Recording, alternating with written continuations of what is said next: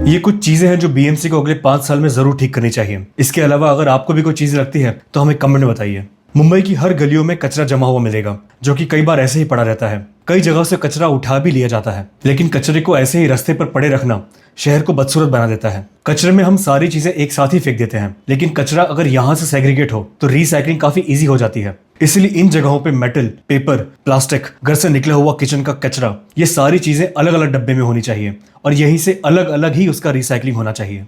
मुंबई में फुटपाथ अच्छी तरह से डिजाइन नहीं किए जाते और जब फुटपाथ होते भी हैं तो वो पूरी तरह से बनाए नहीं जाते। कई जगहों पे फुटपाथ टूटे हुए मिलते हैं और जब लोग उस पे से चलते हैं तो उसमें से मिट्टी निकलती है, जो कि हवा में प्रदूषण का कारण बनती है। मुंबई में जगह की कमी है, इसलिए चौड़े फुटपाथ नहीं बन सकते, लेकिन जिन जगहों पे चौड़े फुटपाथ बन सकते हैं वहां पर हम स्टॉल लगाने की अनुमति दे सकते हैं।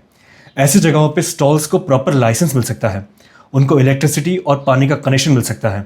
इन सर्विसेज के लिए हॉकर से चार्ज लिया जाएगा, जिसको फिर से हम सिटी में इन्वेस्ट कर सकते हैं।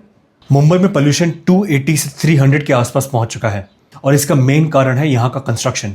यहाँ पर मेट्रो का काम, रस्तों का काम, बिल्डिंग का काम, ये सारी चीज़ें एक साथ ही चल रही हैं। लेकिन कंस्ट्रक्शन के कारण हो रहे इस धूल को हम कई हद तक कम कर सकते हैं। इसके लिए आपको कंस्ट्रक्शन साइट पे वाटर स्प्रे यूज करना होगा, कंस्ट्रक्शन साइट को अच्छी तरह से बैरिकेड और सील करना होगा और इन नियमों को अच्छी तरह से लागू करना होगा ताकि बिल्डर्स ये सारे नियमों का अच्छी तरह से पालन करें। मुंबई में कई जगहों पर आपको ऐसे खुले नाले मिलेंगे। ऐसे नालों में हमारे घर का गंदा पानी और इंडस्ट्रीज का केमिकल वाला पानी ऐसे ही छोड़ देते हैं। कई सारी बीमारियों के होने के कारण ये खुले नाले ही हैं। ये नाले दिखते भी गंदे हैं और बीमारियां भी फैलाते हैं। लेकिन इनमें से कोई भी चीज काम नहीं करेगी अगर मुंबई के सिविक सेंस नहीं सीखते हैं। लोगों को सिविक सेंस सिखाने के लिए उन पर फाइन इंपोज करना चाहिए। रास्ते पर कचरा फेंकने और थूकने के लिए उन पर फाइन लगाना चाहिए और इस फाइन को इंपोज करने के लिए रास्तों पर एक्टिव पुलिस फोर्स होनी चाहिए।